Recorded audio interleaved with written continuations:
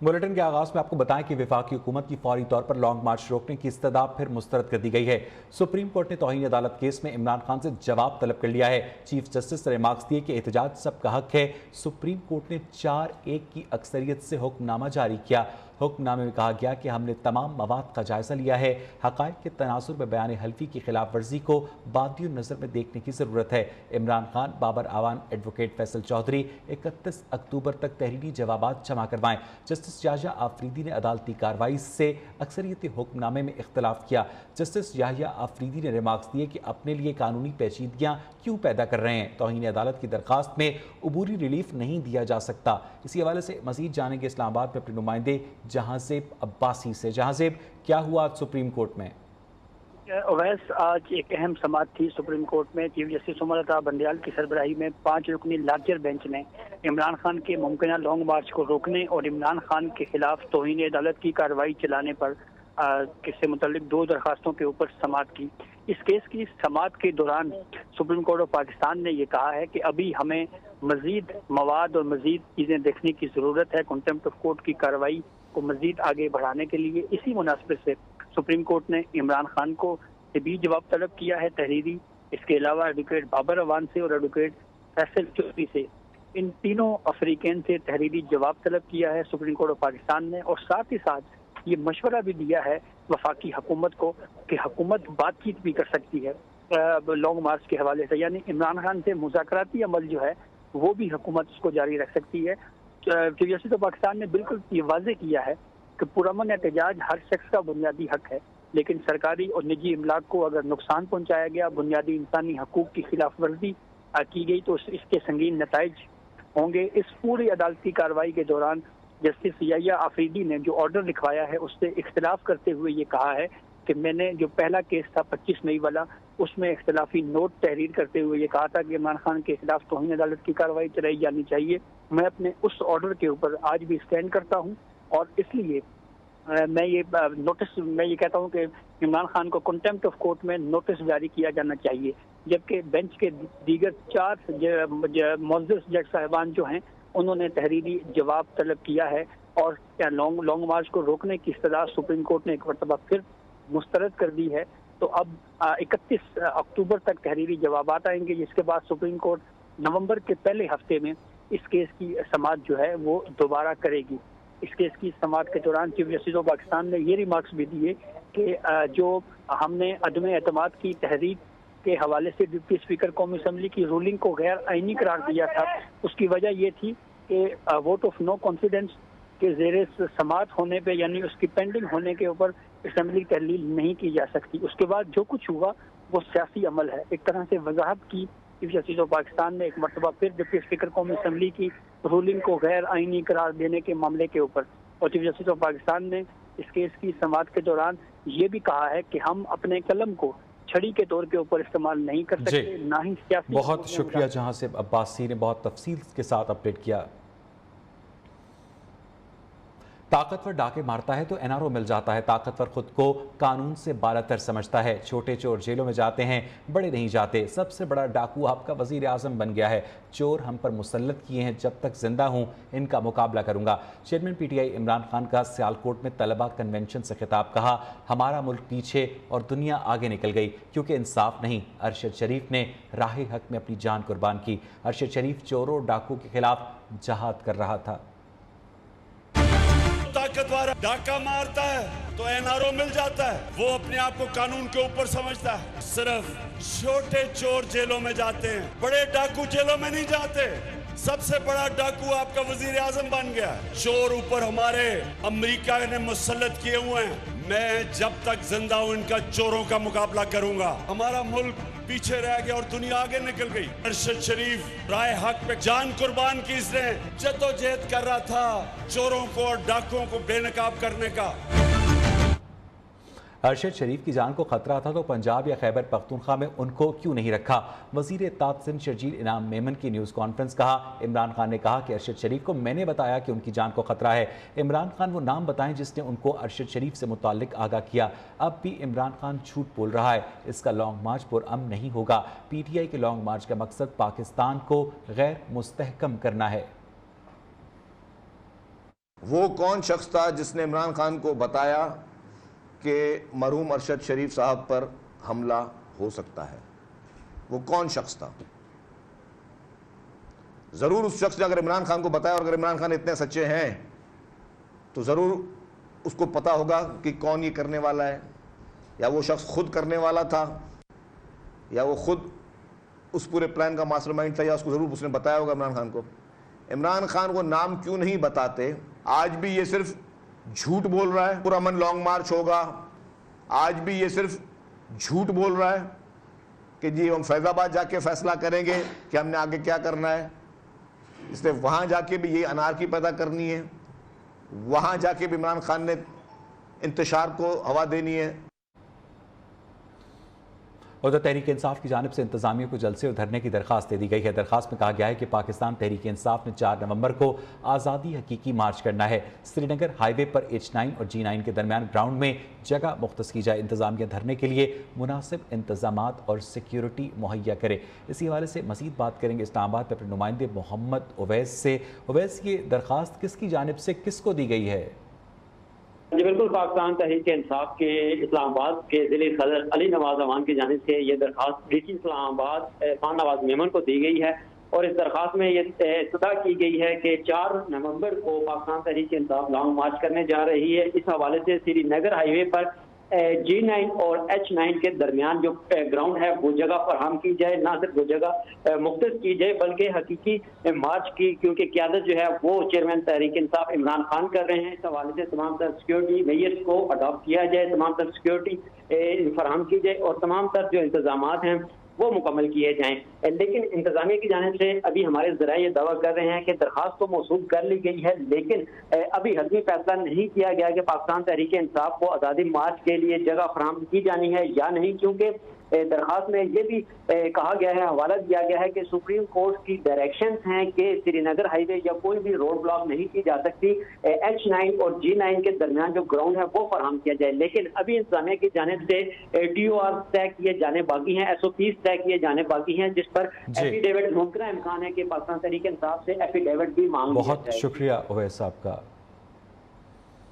25 مئی کو سبق سکھانے کا برملا اعتراف کرتا ہوں، 28 اکتوبر کو رانا ثناء اللہ سبق سیکھیں گے۔ فیض الحسن چوہان کی میڈیا سے گفتگو، کہا رانا ثناء اللہ اگر آپ نے ہیلی کاپٹر یا جہاز سے بھاگنا ہے تو بھاگ جائیں، آپ کو سبق سکھائیں گے۔ 28 تاریخ کو شہباز شریف بھی سبق سیکھیں گے۔ ہر رات عید شب رات نہیں ہوتی، 50,000 لوگ آ گئے تو دنیا کی کوئی طاقت راستہ نہیں روک سکتی۔ جمعہ کے روز پی ٹی آئی کے لانگ مارچ کے لیے تیاریاں آخری مراحل میں داخل ہو گئی ہیں۔ P T I chairman Imran Khan کے لیے 40 فٹ کا کنٹینر سہولیات کے ساتھ آراستہ کر دیا گیا ہے۔ اسی حوالے سے مزید جانیں گے اپنی نمائندہ رضوانہ شیخ سے۔ رضوانہ، آگاہ کیجیے گا۔ جی بالکل، ابھی میں کنٹینر کے اندر موجود ہوں جو جمعے کے روز اسلام آباد لانگ مارچ کے لیے پاکستان تحریک انصاف کے چیئرمین عمران خان کی قیادت میں اسلام آباد کے لیے بھی روانہ ہوگا۔ اس میں کیا انتظامات کیے گئے ہیں، کیا سہولیات کی گئی ہیں، ابھی میرے ساتھ پی ٹی آئی کے جوائنٹ سیکرٹری چودھری وسیم اختر موجود ہیں، ان سے ہی جان لیتے ہیں۔ جی بتائیے گا۔ جی بسم اللہ الرحمن الرحیم۔ جی اس کنٹینر میں جتنی بھی میکسیمم سیکیورٹی کی سہولیات ہیں وہ میسر ہیں۔ CCTV cameras, T V, wi fi, generators 2 لگائے ہوئے ہیں، ساؤنڈ سسٹم 2 لگائے ہوئے ہیں، پانی کا، واش روم کا انتظام، مائکرو فریج، تو جتنی بھی میکسیمم ضروریات ہیں کہ کہیں مطلب کہ ہمیں 8-10 دن راستے میں لگ سکتے ہیں، وہاں جا کے رکنا پڑ سکتا ہے، تو وہ ساری فیسلٹیز اس میں موجود ہیں۔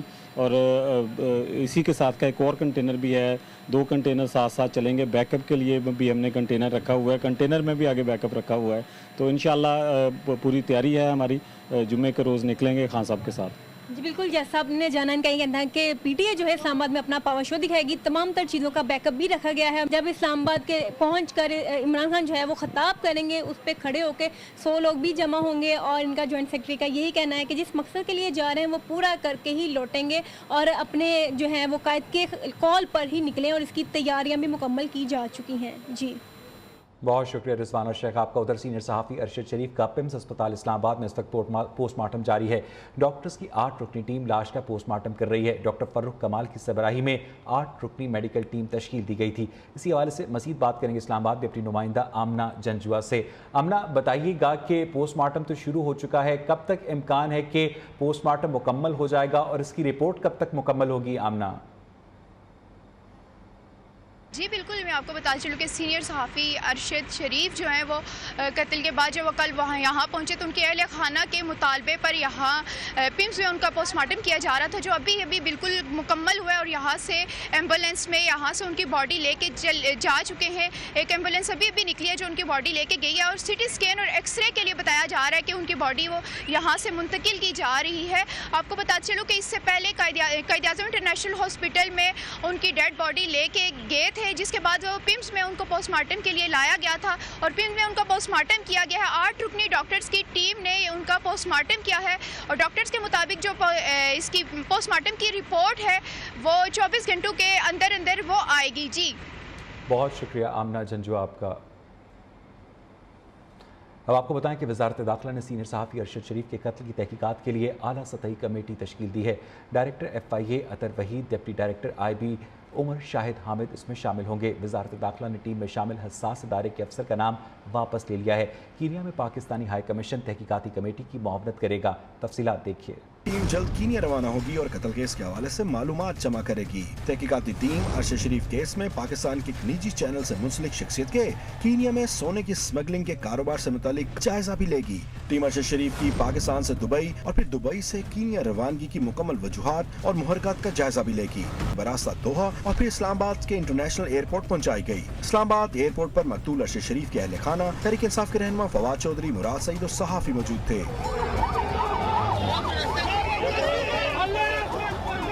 ارشد شریف کی نماز جنازہ کل دوپہر 2 بجے فیصل مسجد اسلام آباد میں ادا کی جائے گی، جبکہ تدفین اسلام آباد کے H11 قبرستان میں کی جائے گی۔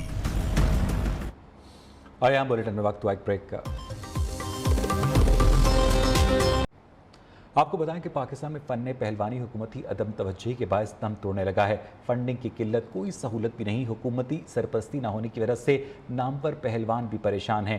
فری سٹائل کشتی میں بھی پاکستان پیچھے جانے لگا ہے۔ گجرانوالہ کے پہلوانوں کے تحفظات ہیں تو مردان سے تعلق رکھنے والے پاکستان کے ہیوی ویٹ ریسلر خان بابا بھی شکوے کر رہے ہیں۔ اسی ساری صورتحال پر ہم بات کریں گے۔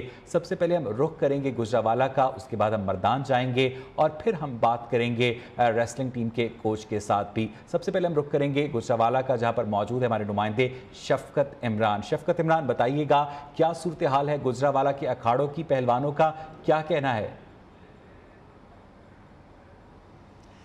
جی بہت شکریہ۔ جس طرح آپ جانتے ہیں کہ گجرانوالہ پہلوانی کے حوالے سے سر فہرست ہے۔ پہلوانی کا کوئی بھی ایونٹ ہو، چاہے کامن ویلتھ گیم ہو یا ایشین چیمپئن ہو یا کوئی نیشنل چیمپئن شپ ہو، تو گجرانوالہ کے پہلوان سر فہرست ہوتے ہیں۔ اصل میں ہم جس ایشو پہ بات کرنا چاہتے ہیں وہ بہت اہم ہے، وہ اس لیے کہ ان اکھاڑوں کو حکومتی سرپرستی نہ ہونے کے برابر ہے۔ یہی وجہ ہے کہ ہمارا جو مخالف حریف ہے بھارتی، جو ان کے پہلوان جو ہیں ہم سے بہت زیادہ ٹیلنٹ میں ہیں۔ آئیے چلتے ہیں ان پہلوانوں کی زبانی جانتے ہیں۔ بہت شکریہ جانی، آپ نے ہمیں ٹائم دیا۔ آپ حال ہی میں جو ہے وہ کامن ویلتھ گیم میں کھیلنے گئے تھے، کیا وجہ ہے کہ ہمارے لڑکے جو ہیں وہ اولمپک کوالیفائی نہیں کر پاتے؟ بسم اللہ الرحمن الرحیم۔ سب سے پہلے تو آپ نے بھارت کی بات کی، وہاں جو بجٹ ہے خاص طور پر ریسلنگ کے لیے وہ 25 کروڑ پہ ہے، یعنی کہ پاکستانی 50 سے 55 کروڑ پہ بنتا ہے سالانہ ان کا بجٹ، تو ہمارا بجٹ صرف 10 سے 15 لاکھ ہے، تو یہ بڑی زیادہ فرق ہے۔ تو اس کے علاوہ حکومتی سرپرستی جو ہے اس میں بہت کم ہے۔ اگر حکومتی سرپرستی ہو، پراپر کیمپس اور یہ انٹرنیشنل ٹریننگز ملے تو انشاءاللہ تعالیٰ پاکستانی کے جو ریسلر ہیں انشاءاللہ کوالیفائی بھی کریں گے اور اولمپک میں میڈل بھی لائیں گے۔ اب انڈین ہے وہ 6 مہینے امریکہ ٹریننگ کرتے ہیں، 2 مہینے قزاقستان، 2 مہینے ادھر، ان کا سال کا پورا کا کیمپ جو ہے نا وہ انٹرنیشنل ٹریننگ ہے۔ اولمپئن کے ساتھ وہ ٹریننگ کرتے ہیں، اولمپئن کے ساتھ وہ اپنا زور کرتے ہیں، ٹیکنیک کرتے ہیں، تو اس سے بہت زیادہ فرق پڑتا ہے۔ یہی وجہ ہے کہ آج تک انڈیا جو ہے وہ اولمپک تک پہنچ گیا اور ہم ابھی کامن ویلتھ تک ہیں۔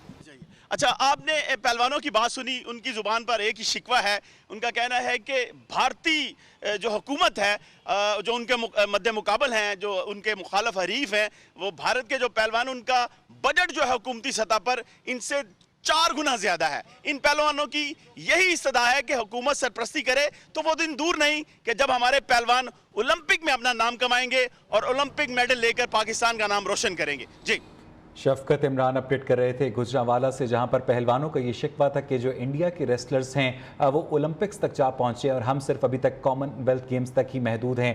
अब गुजरांवाला के बाद हम रुख करेंगे मर्दान का, जहां पर हमारे नुमाइंदे फजलुल हक मारूफ रेसलर खान बाबा के साथ मौजूद हैं।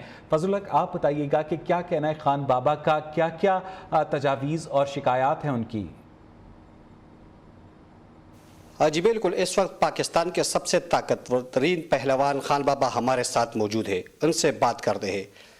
हमारे पास खान बाबा जैसा बड़ा ताकतवर रेसलर मौजूद है, भारत के पास भी ग्रेट काली जैसा रेसलर है, वहाँ सहूलियात है इसलिए ऊपर गया। पाकिस्तानी हुकूमत प्री किश्ती पर तवज्जो क्यों नहीं दे पा रही, क्या कहना चाहेंगे खान बाबा इस हवाले से? तो ये पूरी दुनिया को मालूम है। उसके जब उसको मैं चैलेंज कर रहा था ग्रेट काली को 2016 में, तो मेरे फॉलोअर्स जो थे वो मिलियन, 1 मिलियन, 2 मिलियन में थे। आज अल्हम्दुलिल्लाह मेरे सोशल मीडिया पर प्लस 50 मिलियन फैंस हैं, उसके 30 मिलियन है, मेरे 50 मिलियन प्लस है। फिर भी आप देखें उसको कितना जो हक उसको मिलता है, उसको कितने स्पोर्ट्स का, रेसलिंग का कितना वहाँ पर एक ट्रेंड है, चल रहा है। तो हमारे भी यहाँ पर मेरी जैसे और भी टैलेंटेड लोग हैं, रेसलर्स हैं, लेकिन अनफॉर्चुनेटली हमारा इस तरह की हुकूमत है कि सिर्फ सीटों पर लड़ रहे हैं और इस चीज़ों पे तवज्जो ही नहीं है, तो वो टैलेंट ख़राब जा रहा है, ज़ाया जा रहा है। अगर आप मुझे देख ले तो मैं सोशल मीडिया के ज़रिए या इलेक्ट्रिक मीडिया के ज़रिए इतना ऊपर आया हूँ, वरना अगर हुकूमत पर होता तो आज खान बाबा आपके सामने नहीं होता। खान बाबा पाकिस्तान की शान है, क्या पैगाम देंगे हुकूमत को? तो मैं हुकूमत को यही बताना चाहता हूँ कि आप जो दिन ब दिन हमारा पाकिस्तान नीचे जा रहा है, आप लोगों की वजह से, आप लोगों की ये जो मसले मसाइल क्रिएट किए कर रहे हो, तो इसकी वजह से मुल्क और भी नीचे जा रहा है। तो हमें टैलेंट जितना भी है, मैं ये नहीं कहता कि सिर्फ रेसलिंग के अलावा भी पूरे मुल्क में टैलेंट भरा हुआ है, इसको ऊपर लाना है, इसको सपोर्ट करना है।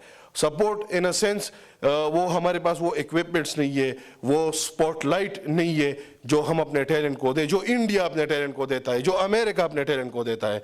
तो अगर वो चीज़ें हम उससे आधी भी अगर हम अपने टैलेंट को दे दे तो आज ये वर्ल्ड पे नंबर 1 होंगे इंशाल्लाह। खान बाबा ग्रेट काली को क्या चैलेंज करेंगे?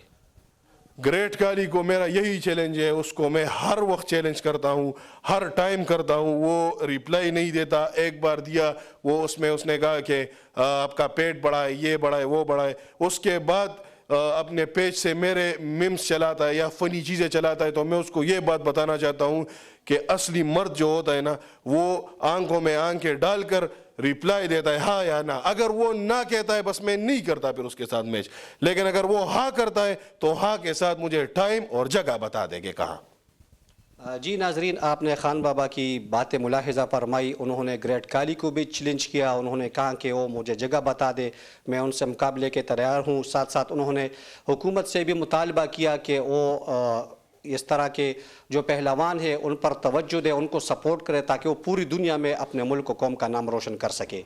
जी, खिलाड़ी के मौक़िफ़ से हमें आगाह किया फजलुल हक ने। और अब हम कोच से बात करते हैं। पाकिस्तान रेसलिंग टीम के कोच गुलाम फरीद हमारे साथ मौजूद हैं। गुलाम फरीद साहब, बहुत शुक्रिया आपके वक्त का। ये बताइएगा कि क्या वजूहात है पाकिस्तानी पहलवान टैलेंट होने के बावजूद दुनिया में दीगर पहलवानों की तरह सामने नहीं आ रहे?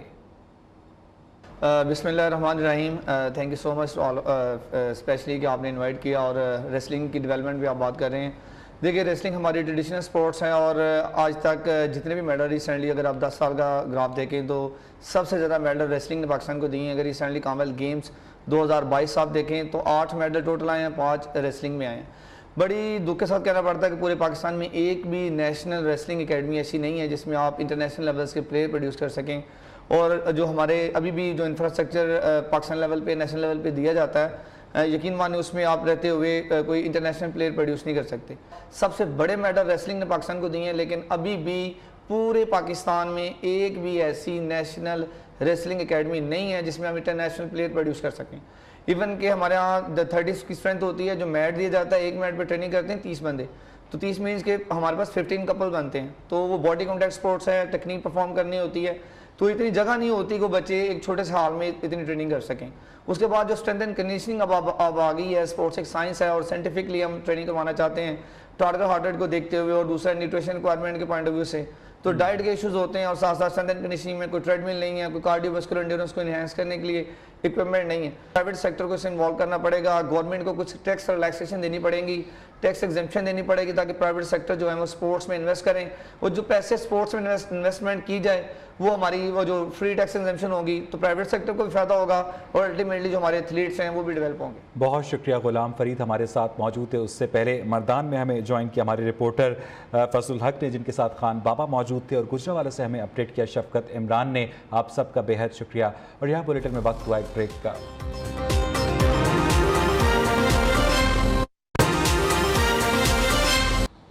اس کے ساتھ ہی 3 بجے کے بلیٹن میں اتنا ہی. مزید خبروں اپڈیٹس کے لیے دیکھتے رہیے نیو نیوز.